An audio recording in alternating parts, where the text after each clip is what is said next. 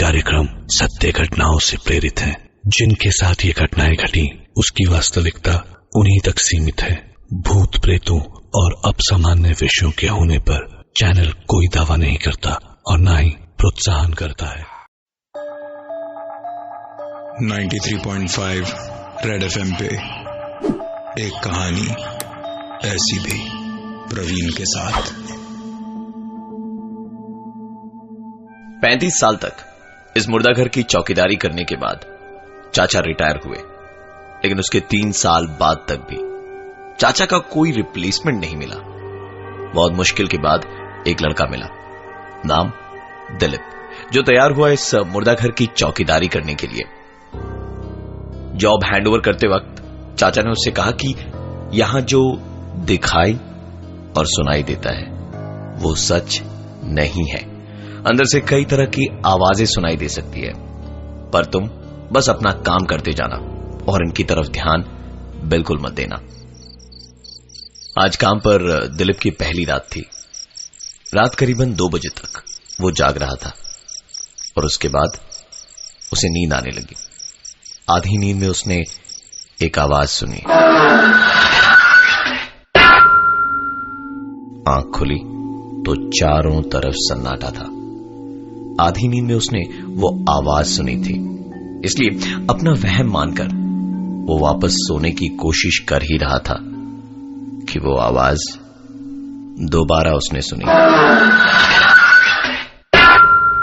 आवाज मुर्दाघर के अंदर से आई थी। हिम्मत कर उसने मुर्दाघर का दरवाजा खोला। अंदर एसी चल रहा था, पूरा माहौल शांत था। दबे कदमों से वो अंदर की ओर बढ़ रहा था कि तभी उसकी नजर एक खुले ड्रॉर पर पड़ी।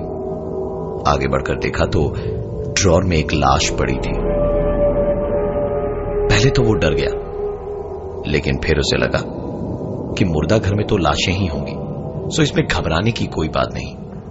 उसने ड्रॉर बंद किया और मुर्देघर का दरवाजा बंद करके बाहर बैठा ही था कि उसके फोन पर एक आवाज हुई। देखा तो फोन में बैटरी नहीं के बराबर ही थी। उसने अपने बैग से चार्जर निकाला और सीधा मॉर्ग के अंदर घुस गया, क्योंकि चार्जिंग पॉइंट सिर्फ वहीं था। दिलीप अपने फोन को चार्ज पर लगाकर दरवाजे की तरफ आगे बढ़ ही रहा था कि उसके फोन की घंटी ने मुर्दाघर की शांति को तोड़ दिया। फोन उठाया तो दूसरी तरफ से आवाज आई, एक कंबल दे देना। और उसके बाद फोन डिस्कनेक्ट हो गया।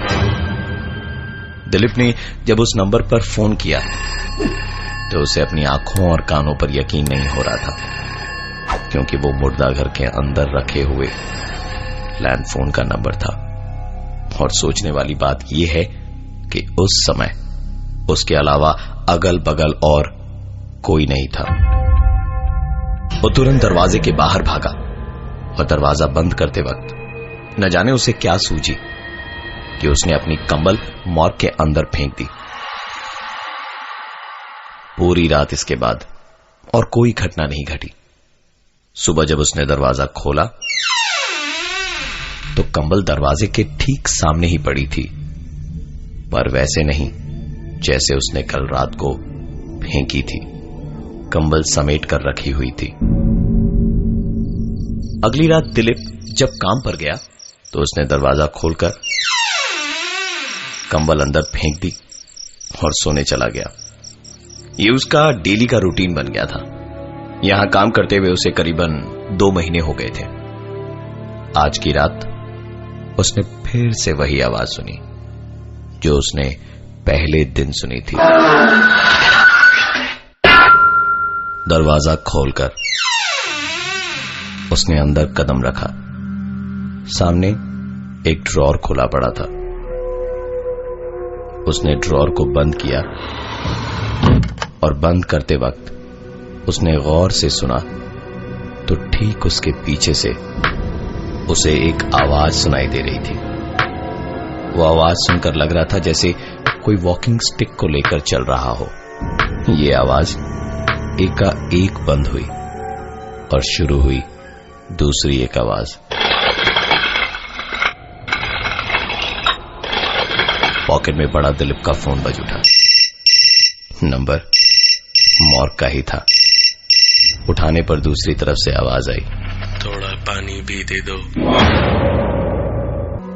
वहां काम करने के पहले दिन से ही दिलीप जैसे किसी न दिखाई देने वाली ताकत का गुलाम बन गया था और हर रात सोने से पहले मुर्दाघर के अंदर कंबल और पानी रख देता। सुबह दरवाजा खोलने पर पानी की बोतल आधी खाली मिलती और कंबल तह किया हुआ मिलता। यह सिलसिला करीबन 5-6 महीने तक ऐसे ही चलता रहा, लेकिन पिछले 1 हफ्ते से कंबल और पानी की बोतल वैसे के वैसे मिलती जैसे रखी जाती थी। दिलीप को लगा कि अंदर जो कोई भी था अब वो वहां नहीं है, इसलिए एक दिन कंबल और पानी की बोतल रखे बिना ही वो सोने चला गया। सुबह आंख खुली तो देखा मोबाइल पर 15 मिस्ड कॉल्स पड़े थे उसके घर से। कॉल बैक किया तो बीवी ने रोते रोते बताया कि बच्चे की तबीयत कल रात से बहुत खराब है। दिलीप दौड़ा दौड़ा घर गया तो बच्चे की हालत वाकई में बहुत ज्यादा खराब थी। वो कमरे में अपने बेटे के बगल में बैठा ही था कि उसने किचन से आती हुई एक जानी पहचानी आवाज सुनी। दौड़कर किचन में गया तो समझ में आया कि यह आवाज सिलेंडर से आई थी। इससे पहले कि वो कुछ रिएक्ट कर पाता, पॉकेट में पड़ा उसका फोन बजने लगा। नंबर उसी मॉर्ग के लैंडलाइन का था। फोन उठाया तो आवाज आई, मैं यही हूं। उसे समझ आ गया था कि दिलीप से गलती हुई है। वो दौड़ता हुआ मॉर्ग पहुंचा और पुराने रजिस्टर से उसके पहले यहां काम करने वाले चाचा का नंबर निकाला और उनको फोन लगाया। चाचा ने फोन उठाया और दिलीप की सारी बात सुनने के बाद बस इतना ही कहा, आता हूं। रात के करीबन 10:30 बजे थे। चाचा और दिलीप दोनों मॉर्ग के बाहर बैठे ही थे कि एक आवाज आई। दिलीप इस आवाज को सुन जैसे ही खड़ा हुआ, चाचा ने उसका हाथ पकड़कर उसे बैठने का इशारा किया। करीबन 15 मिनट बाद वो आवाज एक बार फिर से आई। चाचा ने कहा, तुम बैठो, मैं देखकर आता हूं। चाचा को अंदर गए 20 मिनट हो गए पर वो बाहर नहीं आए। दिलीप डरा हुआ तो था, लेकिन फिर भी हिम्मत कर अंदर जाने को उठा और दरवाजे की तरफ बढ़ ही रहा था कि पीछे से किसी ने उसे खींचा। पलट कर देखा तो चाचा थे, जो उस पर चिल्ला रहे थे कि अंदर क्यों जा रहे हो। पासवान ने कहा, आप तो अंदर गए थे ना, फिर बाहर कैसे? सुनकर चाचा बोले, मैंने तुमसे कहा था ना कि यहां जो दिखाई और सुनाई देता है वो सच नहीं है। चुपचाप बैठो यहां मेरे साथ।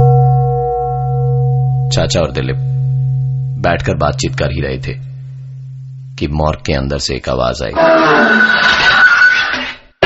चाचा ने कहा, तुम बैठो, मैं अंदर जाकर देखता हूं। चाचा को अंदर गए 20-25 मिनट हो गए थे। दिलीप से अब रहा नहीं गया। वो हिम्मत करके अंदर चला गया कि जो भी होगा देखा जाएगा। अंदर गया तो एक ड्रॉर खुला पड़ा था। पास जाकर देखा तो उसमें चाचा की ही लाश थी, कंबल ओढ़े हुए। चाचा की लाश को देखते हुए दिलीप को सिर्फ एक ही बात याद आ रही थी कि यहां जो भी दिखाई और सुनाई देता है वो सच नहीं है, वो सब झूठ है। जो भी दिखाई दे सुनाई दे सब झूठ है। जो भी दिखाई दे सुनाई दे सब झूठ है। जो भी दिखाई दे सुनाई दे सब झूठ है। जो भी दिखाई दे सुनाई दे, जो भी दिखाई दे सुनाई दे सब झूठ है। जैसे जैसे दिलीप इस चीज पर यकीन कर रहा था कि जो भी उसे दिखाई दे रहा है वो सच नहीं है, वैसे वैसे वो लाश अपना रंग बदल रही थी। पीछे उसे एक आवाज सुनाई दे रही थी और सामने वो चाचा की नहीं, अपनी ही लाश को उस ड्रॉर में देख पा रहा था। और धीरे धीरे वो आवाज इतनी जोर पकड़ रही थी कि दिलीप उसे ठीक अपने कानों के पास सुन पा रहा था। दिलीप की लाश अगले दिन सुबह मॉर्ग में मिली चाचा आज भी अपना रिप्लेसमेंट खोज रहे हैं। वैकेंसी है, आप काम करना चाहेंगे?